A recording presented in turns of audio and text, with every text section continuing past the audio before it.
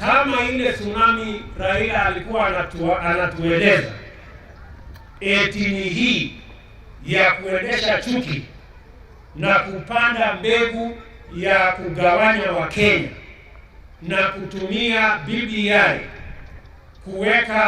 kuchochea Wakenya jamii moja na jamii nyingine, hiyo sinamu yake tutakomesha.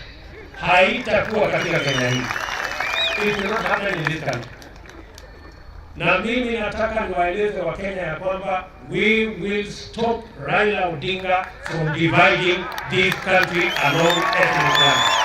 We will not accept, and it will not happen in this nation. Unanielewa jamani? Haiwezekani.